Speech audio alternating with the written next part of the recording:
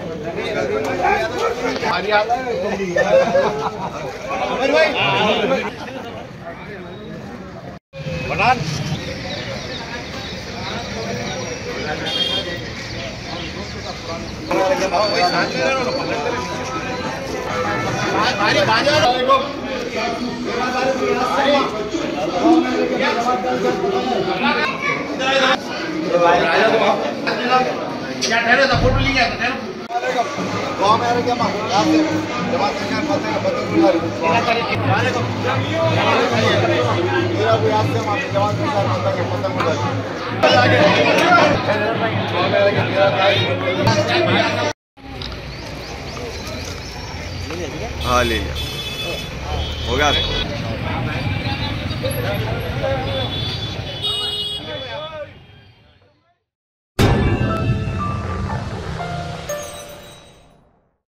Success the school के जिम्मेदारान की जानिब से लड़कियों की मेयारी तालीम और दीनी माहौल में तरबियत के लिए टोली चौकी और पुरानी हवेली ब्रांच में लड़कियों के लिए एक्सक्लूसिव स्कूल का क़याम अमल में लाया गया है। तो जल्दी करें, सही वक्त पर दुरुस्त फैसला लें और अपनी शहजादियों की तालीम के लिए सक्सेस द स्कूल का इंतखाब करें।